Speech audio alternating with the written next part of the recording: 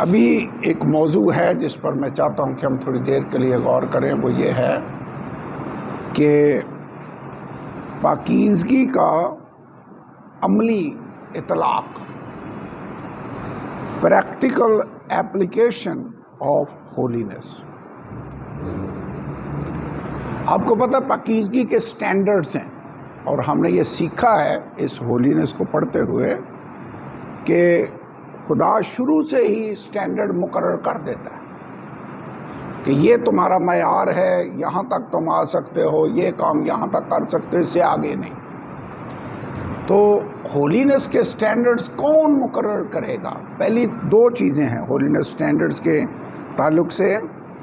Number एक तो ये है कि खुदा के कलाम की वाज़े तालीम जिन जिन बातों के बारे में है उन पर हमें अमल करना होगा। क्लियर टीचिंग ऑफ स्क्रिप्चर, जिन जिन चीज़ों से बाइबल क्लियरली मना करती है वो बातें हमने नहीं करनी। और दूसरी बात यह है practical application of scriptural principles, यानी आजकल की मॉडर्न सिचुएशन के मुताबिक जो असूल पाकीज़गी के बाइबल में बयान किए गए हैं उनका इतलाक़ करके उन असूलों के मुताबिक फिर हम डिसीजन कर लेते हैं। ये स्टैंडर्ड्स फिर चर्च मुकर्रर करेगा या पासबान मुकर्रर करेगा उन असूलों की रोशनी में जिनके बारे में क्लियरली बाइबल में टीचिंग दी गई है। ओके, मसलन क्लियर टीचिंग है बाइबल की किन किन बातों के ताल्लुक से। नंबर 1 है हरामकारी या ज़िनाकारी। बड़ा क्लियर है, बाइबल में लिखा हुआ है, ना हरामकार खुदा की बादशाही के वारिस होंगे। पढ़ा है ना बाइबल में? तो इसमें तो फिर अब कोई शक, दूसरी राय रह ही नहीं जाती। नंबर 2 है झूठ बोलना। झूठ बोलने के बारे में बाइबल क्लियर है। नंबर 3 है शराबी। इसके बारे में भी इमसाल की किताब में और पुराने अहदनामे में और नए अहदनामे में बड़ा क्लियरली वाज़े टीचिंग है कि शराबी खुदा की बादशाही के वारिस नहीं होंगे। सो इनके बारे में हम थोड़ा सा स्टडी करेंगे कि कैसे जो प्रैक्टिकल एप्लीकेशन है होलीनेस की वो होगी। नंबर 2 है सिचुएशंस को अप्लाई करना। इसकी मैं ऑलरेडी एग्जांपल दे चुका हूँ। मसलन ड्रेस के बारे में, बनाओ सिंगार के बारे में, कौन सी गेमें हैं जिनमें हम शरीक हो सकते हैं या नहीं हो सकते, इनके बारे में हमें बाइबल के असूलों को सामने रखकर फिर डिसीजन करना होगा। तो जैसे मैं भी आपको एग्जांपल दे रहा था कि हीरोइन का जिक्र बाइबल में नहीं है या सिगरेट का लफ्ज़ बाइबल में नहीं इस्तेमाल हुआ, लेकिन बाइबल नशाबाजी के बारे में ज़रूर बयान करती है। तो जो नशाबाजी के प्रिंसिपल्स हैं अगर वो उससे मना किया गया तो इसका मतलब है सिगरेट उसी ज़िम्रे में आएगी, या शराब भी, या हीरोइन भी, या आजकल वो नया नशा आया क्या आइस, वो भी इसी ज़िम्रे के अंदर आएगी, भंग भी इसी ज़िम्रे के अंदर आएगी। तो यानी मॉडर्न डे जो सिचुएशंस हैं उनका डिसीजन हम उन असूलों के मुताबिक करते हैं जो बाइबल मुकद्दस में कलाम की रोशनी में हमें मिलते हैं। क्लियर हो गया? जो नया नया चलना शुरू करते हैं, पासबानों को भी और कलीसियाओं को भी थोड़ा सा सब्र के साथ चलना होगा। उन्हें मौका दें कि वो बाइबल की तालीम को सही जान जाएं और फिर आहिस्ता आहिस्ता वो उन असूलों के मुताबिक चलना शुरू कर देंगे। कई दफ़ा हम जल्दबाजी में उनको एक ही दिन में यहाँ से यहाँ पहुँचाने की कोशिश करते हैं जो कामयाब नहीं हो सकते। तो यहाँ पे लिखा होगा new converts may not conform immediately, वो शायद फौरी कन्फॉर्म ना करें, थोड़ा टाइम लग जाए, लेकिन प्रोग्रेस का अमल जारी रहना चाहिए। ये नहीं कि प्रोग्रेस रुक जाए। ओके, सो पहला एरिया नंबर 1 लिख ले, वो है हमारा रवैया, रवैये। ये हम ऑलरेडी स्टडी कर चुके हैं, मैं सिंपली उनको रिपीट करने लगा हूँ। कौन कौन सी चीज़ें हैं जिनके ताल्लुक से हमें प्रैक्टिकल होलीनेस में रहना होगा। रवैया हमारा क्या रवैया होना चाहिए, जो अभी हम आयत तो ऑलरेडी पढ़ चुके हैं। इफ्सियों के खत में जो अभी हमने आयत पढ़ी थी, झूठ नहीं बोलना, झूठ बोलना छोड़कर हर आदमी अपने पड़ोसी से सच्चाई से बात करे, पुरानी इंसानियत के कामों को उतार कर मसीह यीशु को पहन लेना है। इफ्सियों 4 बाब आयत नंबर 22 से हमने शुरू किया था और 32 आयत तक हमने पढ़ा था। झूठ नहीं बोलना, खफगी, गुस्सा में नहीं आना, फिर चोरी करने वाला फिर चोरी ना करे। याद है अभी मैंने आयत पढ़ी थी। और क्या क्या था? जी, इफ्सियों 4 बाब आयत नंबर 22, अभी हवाला लिखा था आपने पीछे। कोई गंदी बात तुम्हारे मुंह से ना निकले। फिर रूह को रंजीदा ना करो। फिर 31 आयत देखे लिखा, हर तरह की तलख मजाजी और कैर और गुस्सा और शोरोगुल और बदगोई, हर किस्म की बदखाई। बदखाई का मतलब बुरा चाहना, तो यानी किसी का बुरा चाह भी नहीं सकते हम। वो तुमसे दूर की जाए। एक दूसरे पर मेहरबान, नरम दिल हो, जिस तरह खुदा ने मसीह में तुम्हारे कसूर माफ किए हैं, तुम भी एक दूसरे के कसूर माफ करो। ये क्या है? रवैया। हमारा रवैया कैसा होना चाहिए? माफ करने वाला रवैया, नरम मजाजी वाला रवैया। कैर, शोरोगुल, बदगोई, ये हवाला मेरे ख्याल में याद करने से बानी। इफ्सियों 4 बाब आयत नंबर 22 से लेकर 32वीं आयत तक ये प्रैक्टिकल क्रिश्चियन लाइफ का लेसन है, बहुत बड़ा लेसन है। ऐसे हमारे रवैये होने चाहिए। फिर गलतियों 5वां बाब, ये तो बड़ा मशहूर हिस्सा है। 5वां बाब 19वीं आयत, जिस्म के काम तो जाहिर हैं, कौन कौन से? ये काम नहीं होने चाहिए। इफ्सियों वाले काम होने चाहिए, ये वाले काम नो। हरामकारी, नापाकी, शहवत परस्ती, बुत परस्ती, जादूगरी, अदावतें, झगड़ा, हसद, गुस्सा, तफरके, जुदाइयाँ, बिदतें, बुग्ज, नशाबाजी, नाच रंग, ऐसे काम करने वाले खुदा की बादशाही के वारिस नहीं हो। तो हमारे रवैयों में ये झगड़े और हसद और गुस्सा, ये चीजें निकल जानी चाहिए, और उसकी जगह पर क्या आ जाना चाहिए? रूह के फल। आगे 22 आयत में रूह के फल लिखे हुए हैं। कौन कौन से? मोहब्बत, खुशी, इत्मीनान, तहम्मुल, मेहरबानी, नेकी, इल्म, ईमानदारी, इल्म, परहेजगारी, ये रूह के फल हैं। जिस्म के काम नहीं होने चाहिए। रूह के फल। हमारा रवैया कैसा होना चाहिए? नरम मिजाज, मसीह जैसा रवैया, मेहरबान, तहम्मुल, मोहब्बत करने वाला रवैया, इत्मीनान वाला रवैया, ये होना चाहिए। तो यह रवैये, हमारे रवैये कैसे होने चाहिए? नंबर 2, यह था नंबर 1 होलीनेस का प्रैक्टिकल एप्लीकेशन। हमारे रवैयों पर इसका इतलाक होगा। नंबर 2 लिख लें, प्रैक्टिकल एप्लीकेशन किस चीज पर होनी चाहिए? थॉट्स। भाई सनी क्या लिखा हुआ है? ख्यालात, सोचें, उन पे भी हमारा होना चाहिए। वैसे जैसा आदमी सोचता है वैसा ही वो हो जाता है। जैसे आपके सोच है वैसी आप बातें करेंगे, वैसे ही आप काम करेंगे। एज बाइबल के अंदर लिखा हुआ है, as a man thinks in his heart so is he. As a man thinks in his heart, तो हमारी सोचें कैसी हैं? मत्ती 5वां बाब। मसीह खुदावंद हमारी सोचें सही करना चाहता है। वैसे 5वां बाब आयत नंबर 18।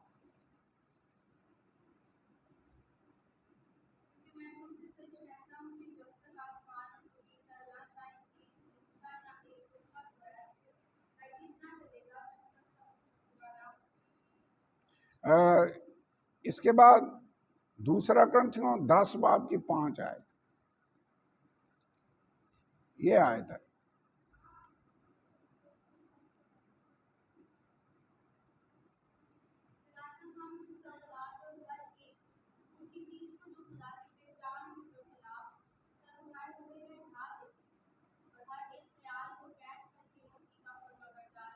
यहां पर लफ्ज है तसव्वुरात। तसव्वुरात का क्या मतलब होता है? ख्याल, थॉट्स। आगे लिखा हम हर एक ख्याल को जो मसीह की पहचान के खिलाफ सार उठाए उसको कैद करके मसीह का फर्मा बरदार बना देते हैं। सो ख्यालात बड़े आम हैं जी। आपकी सोच कैसी है? अगर सोच पॉजिटिव है तो हम काम भी पॉजिटिव करेंगे, अगर सोच नेगेटिव है तो हम काम भी नेगेटिव करेंगे। ओके, ये बड़ा मशहूर हवाला है, फिलिपियों 4 बाब की 8 आयत। जितनी बातें सच हैं, जितनी बातें पाक हैं, कौन कौन सी बातें हैं जिन पर हमने गौर करना है? 8वीं आयत पढ़ें। जितनी बातें सच्ची हैं, फिलिपियों 4 बाब 8 आयत। जितनी बातें सच हैं, जितनी बातें शराफत की हैं। आगे क्या लिखा? भाई आसफ आप पढ़ें, निकाला आगे।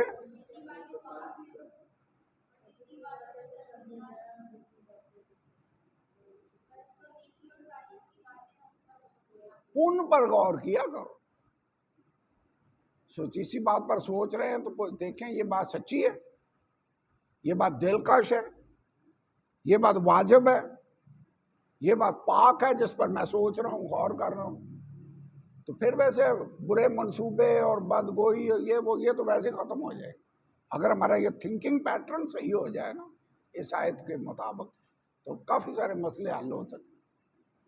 जितनी बातें शराफत की हैं, वाजिब हैं, पाक हैं, पसंदीदा हैं, दिलकश हैं, जो नेकी और तारीफ की बातें हैं, उन पर गौर किया करो।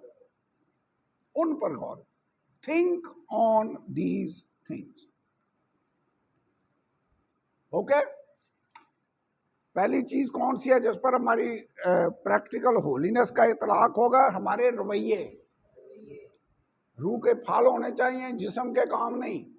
और इफ्सियों के खत में जो हवाला है 4 बाब की 22 आयत से 32 आयत तक, इसको याद रखना है। नंबर 2 हमने देखा हमारे थॉट्स भी सही होने चाहिए। सोचों की बड़ी बात है। वैसे मसीह यीशु ने पता है सोच के बारे में क्या कहा है?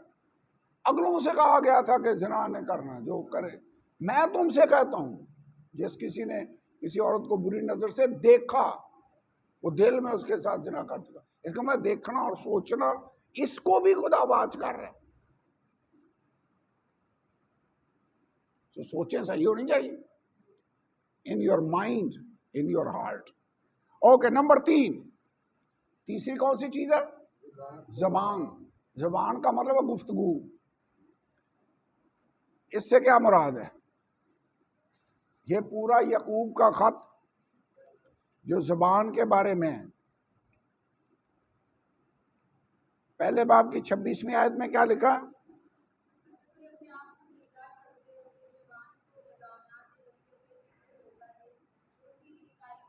कोई अपने आप को बड़ा पेंटिकास्टल समझता हो, जबान काबू में ना हो, तो कहते हैं उसकी दीनदारी बातल है और वो अपने आप को धोखा दे रहा है। क्योंकि जो दिल में होगा वही जबान से निकलेगा। तो जबान को लगाम देना बड़ा जरूरी है। जबान को लगाम देने से क्या मुराद है? कंट्रोल करना। कोई मकर की बात तेरे मुंह से ना, आगे हमने क्या आयत पढ़ी थी, कोई गंदी बात तेरे मुंह से ना निकले। तो याकूब पहले बाब की 26 आयत खास आयत है जबान के ताल्लुक से। फिर चौथा बाब और पहली आयत,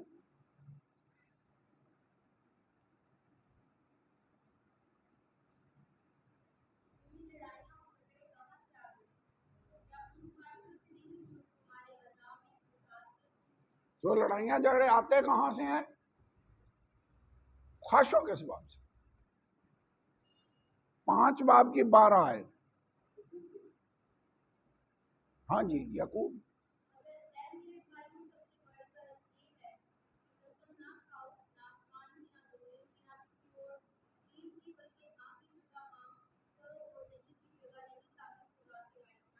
इसका मतलब है कंट्रोल करो, तुम्हारे मुंह से बातें निकलती कैसे हैं? कसम नहीं खानी। कसम वैसे किससे खाते हैं? मुंह जुबान से। कहते जहां हाँ करना है हाँ कहो, जहां ना कहना है ना कहो। इससे ज्यादा तुम्हें गारंटी देने की जरूरत ही नहीं।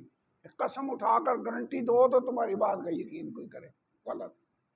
कहते जो इससे ज्यादा करोगे तो सजा के लायक ठहरोगे। और फिर तीसरा बाब जुबान के बारे में लिखा हुआ है कि घोड़ों के मुंह, तीसरा बाब दूसरी है। देखिए हम सब ज्यादा उस्ताद ना बने, क्योंकि जानते हो हम जो उस्ताद हैं ज्यादा सजा पाएंगे, इसलिए कि सब के सब अक्सर खता करते हैं। खता भी जुबान से। कामल शख्स वो है जो बातों में खता ना करे। गुफ्तगू की वैसे बड़ी बात है, बातों में खता नहीं होनी चाहिए। तो जो वो सारे बदन को भी काबू में रखते हैं। इसका मतलब जिसकी जुबान काबू में है वो सारी बॉडी को भी काबू में रखते हैं। शायद यही वजह है कि खुदा ने रूह की मामूरी का निशान गैर जुबान रखा हुआ है कि अब जुबान भी इसकी मेरी काबू में है, इसका मतलब है इसका पूरा बदन मेरे ताबे है। जहाज है उनको काबू करने के लिए छोटी सी वो स्टेयरिंग होता है। जुबान भी छोटा सा उस 5वीं आयत में लिखा है, बड़ी शेखी मारती है, थोड़ी सी आग सारे जंगल को आग लगा देती है। यही चीज हाल हमारी जुबान का है। इसी जुबान से हम खुदा की प्रस्तिश करते हैं, मुबारकबाद देते हैं। इसी जुबान से बददुआ निकलती है। कहता है कि एक चश्मे से 2 तरह का पानी निकल सकता है, तुम्हारे साथ भी ऐसा नहीं होना चाहिए। जुबान को कोई आदमी काबू में नहीं कर सकता, इसका वो खुदा तो कर सकता है। तो खुदा की मदद मांगे, खुदा मेरी जुबान को काबू करने में मेरी मदद करे। जुबान से हम वैसे क्या क्या गुनाह करते हैं, ये डिटेल में हम अभी जाएंगे। याद है पूरा लेसन हमने पढ़ा था जुबान पर, पूरा लेसन ख्यालात पर भी पढ़ा है। ये मैं सिर्फ आउटलाइन आपको गाइडलाइन दे रहा हूँ कि ये पहलू हैं जिनको हमने डिटेल से भी स्टडी करना है। तो जुबान से वैसे कौन कौन से गुनाह हैं जो हम करते हैं? बदगोई और टेल बेरिंग। टेल बेरिंग का मतलब कि इधर से बात सुनी उधर पहुंचा दी, उधर से आगे, ये टेल बेरिंग है। किसी की किरदार कुशी करना वो भी जुबान से हो जाती है। स्वेरिंग बाय ओथ, कसम खाना, खुदा का नाम बेफायदा लेना, ये भी जुबान से ही होता है। कितने झूठ जुबान से। लानत करना, गालियां बकना, जुबान के तो काफी सारे गुनाह। रिवाइलिंग, लाइंग, आइडल वर्ड्स, बेफायदा, हर नकम्मी बात जो लोग कहेंगे अदालत के दिन उसका हिसाब देंगे, बाइबल में लिखा हुआ है। जो कोई नकम्मी बात। ओके, मेरे ख्याल में इतना काफी है। डिटेल से हम अगली दफा जब उस लेसन पर जाएंगे तो देखेंगे। नंबर 4 है आंखें। आंखों पर हमारी प्रैक्टिकल होलीनेस का इतलाक होगा। मशहूर आयत है ज़बूर 101 और तीसरी आयत।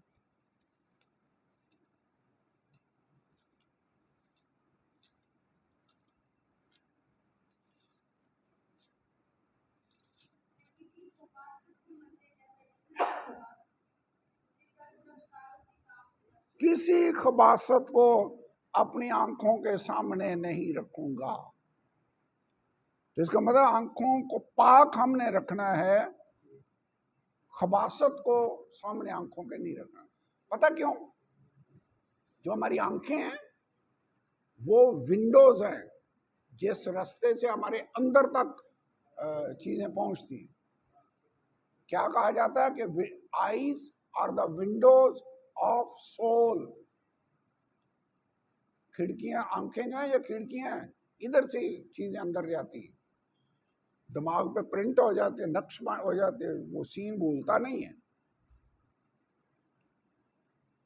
उसके बाद एक आयत और देख लें, 119 मूल की 37 आयत।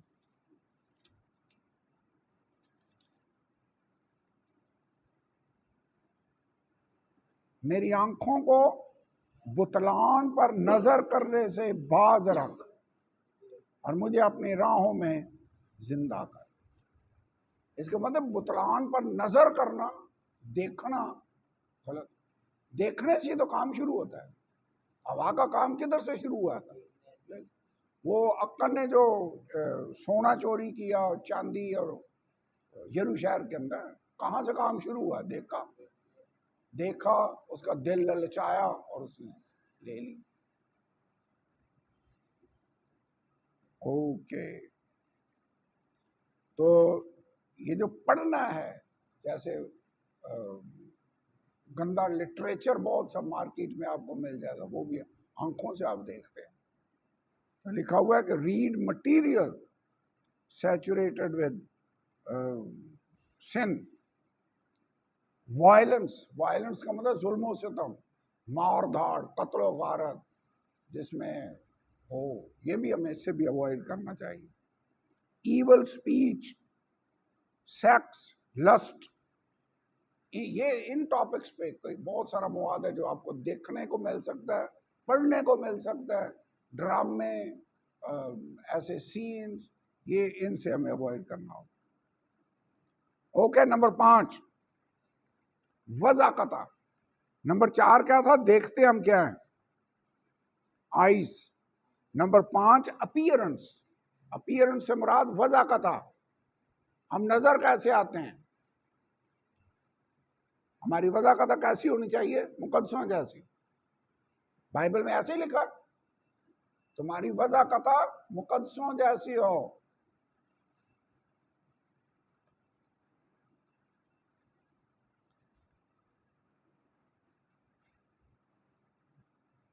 ओके, इसको हम डिटेल से देखेंगे। इसके अंदर क्या क्या चीजें? इसमें यह है कि distinction between male and female.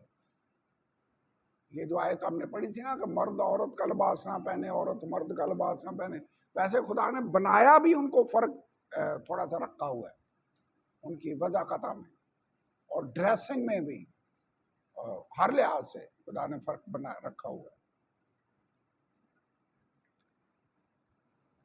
इसके बाद हयादार लिबास, मॉडेस्ट, दोनों को ही, आदमियों को भी औरतों को भी अच्छा डिसेंट हयादार लिबास पहनना चाहिए। पेंसिल खत्म हो गई है तो ये ले लो भाई, आसफ चल गई। ओके, एक और चीज है मॉडरेशन इन कॉस्ट। हमें कीमती लिबास भी या कीमती चीजें इतनी भी नहीं लेनी चाहिए, यानी इसमें भी मियाना रवि रखनी चाहिए। मिसाल के तौर पर हम गाड़ी की भी बात कर रहे थे, तो गाड़ी करोड़ 2 करोड़ रुपए की भी आ सकती है। पहली तो बात, हमारे पास इतने पैसे ही नहीं है, लेकिन होम ही तो नहीं लेनी चाहिए। ऐसी गाड़ी लें जो अच्छी हो, रास्ते में आपको खराब ना करे। लेकिन इतनी महंगा जैसे ड्रेस है, कई लोग 2-2 4-4 लाख रुपए का ड्रेस ले लें।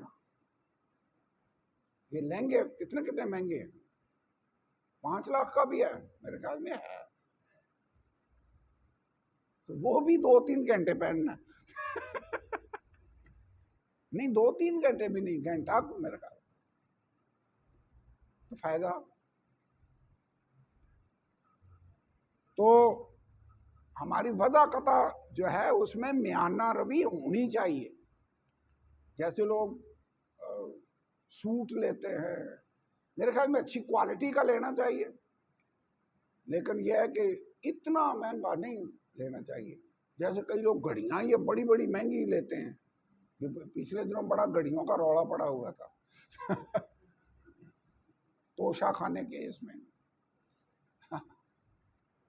तो कहना मैं ये चाहता हूँ कि इतनी महंगी घड़ी का फायदा क्या, उसने भी टाइम बताना है। और मैं वैसे आज का घड़ी पहनता ही नहीं, क्योंकि मोबाइल पास होता है, मोबाइल में वैसे ही टाइम होता है।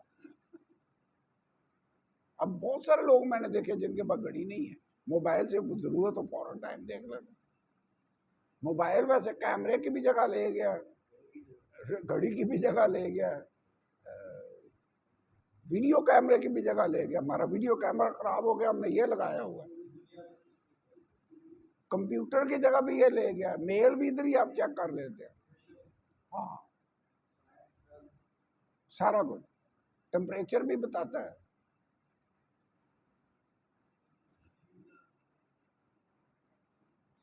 दुनियादारी से भी अलग रहना, वज़ाकता में ये भी शामिल है। जैसे एक बड़ा मशहूर मुबशर है, उसने पता नहीं कौन सी कार रखी हुई है, रोल्स रॉयस, सानू सही नाम ही नहीं होता वो बड़ी महंगी कार है, तो वो इवेंजलिस्ट साहब है, उसने वो रखी हुई है। घड़ी पता नहीं उसकी कितनी कीमती रखी हुई है। मेरे ख्याल में ये पैसे रूहों की निजात पर सर्फ करने चाहिए। गाड़ी नॉर्मल अच्छी सी रखे बस, दैट्स गुड इनफ। हाँ जी, आप पता नहीं, अब उसकी मैंने अपनी आंखों से नहीं देखा, लेकिन वो ड्रेसिंग तो वैसे काफी अट्रैक्टिव करता है। फिएट V8 जो वो खैर V8 करोड़ को देता होगी, करोड़ तो ज्यादा है। हाँ, चलो मेरे ख्याल है नुक्ता ये है कि अच्छी चीज रखो, लेकिन इतनी महंगी ना रखो कि फजूल खर्ची के जिम्मे में अच्छी चीज रखनी चाहिए। ठीक है, ये है हमारी वज़ाकता। नंबर 6, इसकी डिटेल में बाद में जाएंगे जब लेसन पढ़े, ठीक है, ये भी आउटलाइन थी। Number 6, stewardship of the body, बदन की मुख्तारी। इसमें जो मेन चीज है वो ये याद रखने वाली है कि तुम अपने नहीं हो, बल्कि कीमत से खरीदे गए हो। तो ये बदन फिर हमारा अपना है? नो, हम इस बदन के मुख्तार हैं। हमारा बदन बना ही पाकरू के रहने के लिए है। मैं वैसे गौर कर रहा था, सुलेमान ने जो हैकल बनाई तो अपने रहने के लिए बनाई या खुदा की हजूरी के रहने के लिए बनाई? आजकल वो वाली हैकल तो नहीं है, या खुदा हाथ के बनाए हुए मंदिरों में नहीं रहता। आजकल खुदा कहाँ रहता है? हमारी बॉडी के अंदर। तो हमारा बदन तो है ही खुदा के रहने की जगह, पाक है। तो याद रखना है, ये हमारा बदन किसी और का है, उसने कीमत अदा कर इसे खरीद लिया है। हम अपने नहीं हैं, बल्कि इस बदन के टेम्परेरी मुख्तार हैं। तो मुख्तार होते हुए हमने ख्याल रखना है कि इस बॉडी का सही यूज हो। इस बॉडी को हम शराब नहीं पिला दे सकते, इंटॉक्सिकेशन, नशावर चीजें इसमें नहीं जा सकती। हमें वैसे ज्यादा खाने से भी एहतियात करनी चाहिए। बाइबल में एक लफ्ज इस्तेमाल हुआ है, उनका पेट ही उनका खुदा है। कई लोग पेटू हैं, उनका मिशन ही खाना है बस।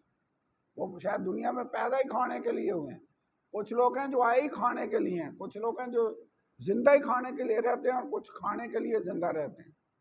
कुछ इतना खाते हैं कि जिंदा रह सके। मेरे ख्याल में हमें खुदा ने सिर्फ खाने के लिए यहाँ नहीं भेजा। हमें उतना ही खाना चाहिए जितना हमारी सस्टेनेबिलिटी के लिए ज़रूरी हो, जिससे हम गुजारा सही करें। तो ये भी बदन याद रखना है, बदन खुदा का मकदस है। इसकी अगर अच्छी केयर नहीं करेंगे तो ये खराब हो जाएगा। फिर कैसे आप खुदा का काम कर सकेंगे?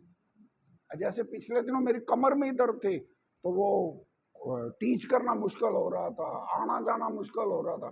तो बदन सही नहीं होगा तो कैसे काम खराब हो, फिर काम कैसे करेंगे खुदा? बदन की केयर करनी चाहिए। याद रखना, ये बदन प्रॉपर्टी खुदा की है, उसने कीमत देकर इसे खरीदा है, ये उसके रहने की जगह है। हम इसके मुख्तार हैं और हम इसमें वही काम करेंगे जो खुदा की मर्जी के मुताबिक। ओके,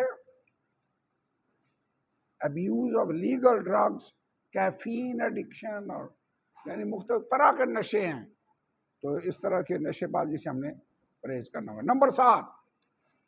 नंबर 7 है शादी का तकद्दुस। ये भी पाकीज़गी में है। जब लोग पाकीज़गी के मयार को बरकरार नहीं रखेंगे तो फिर वो शादी के अलावा अगर किसी भी तरह का ताल्लुकात रखते हैं तो ये गुनाह है। तो शादी को हमने मुकद्दस रिश्ता जानना है, होलीनेस का ये प्रिंसिपल है। नंबर 8, इंसानी जिंदगी का तकद्दुस। इंसानी जान या इंसानी जिंदगी का तकद्दुस, इसका मतलब बंदे को आप मार नहीं सकते, उसका तकद्दुस है, ठीक है ना। तू खून ना करना। एबॉर्शन के बारे में भी ये चीज इस पर अप्लाई होगी। इवन जंग में भी आप किसी को मार नहीं सकते, खुदकुशी नहीं कर सकते। क्या कर सकते हैं? मार ही तो रहे यार, किसी को नहीं मार रहे, अपने आप को मार रहे हैं। इट इज रॉन्ग, तो खून ना कर। नंबर 9, वकार और दयानतदारी, और एक हमारी डिग्निटी होनी चाहिए, दयानतदारी होनी चाहिए, जिसको हमने मेंटेन रखना है। सो बाइबल हर तरह के बेईमानी, करप्शन, झूठ, चोरी, फ्रॉड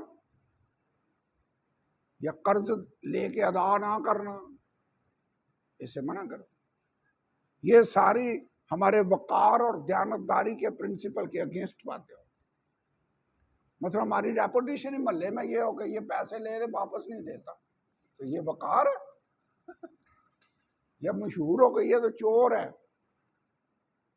ये भी गलत है। टैक्स भी पे करने चाहिए, बिल भी देने चाहिए। अगर आपने चीज इस्तेमाल किया तो उसका बिल तो देना चाहिए। मसलन आप टैक्सी में ही बैठे हैं, उस बेचारे का पेट्रोल लगा है, आप जाके उसे झगड़ा करें पैसे ना दें, ये तो गलत होगा, या कम दें। रिफ्यूजल टू पे डेट्स, एक्सटॉर्शन क्या था मैंने बताया था, याद है? एक्सटॉर्शनिस्ट, ब्लैकमेल, नजायज तरीके से प्रेशर, दबाव डालकर किसी से पैसे लेना, ब्लैकमेलिंग गलत है, ये भी नहीं आप कर सकते। नंबर 10, आपकी सोबत या रफाकत कैसे लोगों के साथ, सोबत या रफाकत। याद है बाइबल में लिखा बुरी सोबतें अच्छी आदतों को बिगाड़ देती है। बेईमानों के साथ ना हमवार जुए में ना जुता।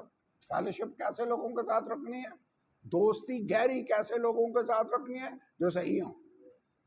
इसका ये मतलब ही नहीं कि दुनिया से निकल ही जाना है। याद है, दुनिया से तो नहीं निकल जाना, दुनिया से तो हम मिलेंगे, उनको जीतने की कोशिश करेंगे, लेकिन फेलोशिप या गहरी हमारी दोस्ती जो है, दिली मोहब्बत, वो खुदा के लोगों के साथ। नंबर 11, दुनियादारी की या दुनियावी सरगर्मियां, वर्ल्डली एक्टिविटीज, यानी ऐसा म्यूजिक या गेमें या ताश या जुआ या ऐसी गेमें जिसमें दूसरों को जख्मी करते हैं, मेरे ख्याल में हम उनमें पार्टिसिपेट नहीं करते। जिसमें लोग शर्तें लगाते हैं, ये जो स्नूकर वाले हैं अक्सर वो कर रहे होते हैं, देखा स्नूकर क्लबों में अक्सर झगड़े होते हैं, उसकी बुनियाद यही होती है, शर्तें लग रही होती हैं और जुआ खेला जा रहा होता है। ताश पे अक्सर जुआ खेलते हैं लोग। हम ऐसे काम कर नहीं सकते।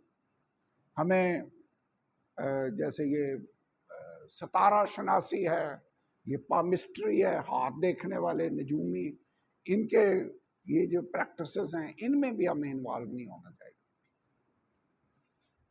तो इनकी हम डिटेल जब उस टॉपिक पर जाएंगे तो देखेंगे। सो ये 11 चीजें हैं जिनको हमने प्रैक्टिकल अप्लाई करना है होलीनेस का, इन 11 चीजों पर। कौन कौन सी है? दोहरा दें एक दफा, फिर छुट्टी। नंबर 1, हमारे रवैये सही होने चाहिए। नंबर 2, हमारे ख्यालात सही होने चाहिए। हमारी गुफ्तगू, आंखें, देखते क्या चीजें हैं, ज़ाहरी वज़ाक़ता ठीक हो गया, बदन की मुख्तारी, शादी को मुकद्दस समझने रिश्ता, ठीक है, उस रिश्ते से बाहर नहीं जाना, ना छोड़ना है, क्योंकि खुदा कहता है तलाक से मैं बेजार हूं। नंबर 8, इंसानी जिंदगी या इंसानी जान का तकद्दुस, उसकी भी कदर करनी है भाई खुदा। ठीक है, सोबत या रफाकत आप कैसे लोगों के साथ रखते हैं? दुनियावी सरगर्मियां, ना दुनिया से मोहब्बत रखो, ना उन चीज़ों से जो दुनिया में है। ये दुनिया से क्यों नहीं हम रखेंगे? वर्ल्डली सिस्टम ऑफ लीज के अंडर है, उसे इस जहान का सरदार कहा गया है। आपको याद है मसीह को लेकर गया ऊंचे पहाड़ पर और सारी दुनिया की शान और शौकत और सल्तनतें उसे दिखाई और कहा ये सब मेरे इख्तियार में है, ये इब्लीस के अंडर है। हम इन चीजों से प्यार नहीं करेंगे। क्यों? हमने दुनिया से अलग होना है, खुदा के लिए डेडिकेटेड होना। सो अच्छा होगा अगर हम अपने आप को पाक रखें। अगर हम दुनिया के कामों में इन्वॉल्व हो जाएंगे तो जाएंगे भी वहां पर ही जहां दुनिया जाए। और इसकी अच्छी एग्जाम्पल शमसून है। शमसून खुदा का बंदा था, खुदा का रूह उस पर नाजल होता और खुदा जिस जगह आ जाए वो पाक हो जाता। वो बंदा पाक है, लेकिन उसने दुनिया से अपने आप को अलहदा ना किया। कभी दलीला के पीछे भागा फिर रहा है, कभी किसी और लड़की के पीछे, कभी कुछ करता है। एक स्टेज आई जब खुदा का रूह उससे जुड़ा। हमें अपने आप को दुनिया से अलग रखना चाहिए। वी मस्ट सो ये दुआ करें, और दुआ हम ये करना चाहते हैं, खुदा मुझे पाक कर, मैं पाक बनकर इस दुनिया में रहना चाहता हूँ, तेरा बंदा बनकर, तेरा बेटा बनकर। हाँ खुदा तेरा शुक्र खुदा, तूने हमें पाकी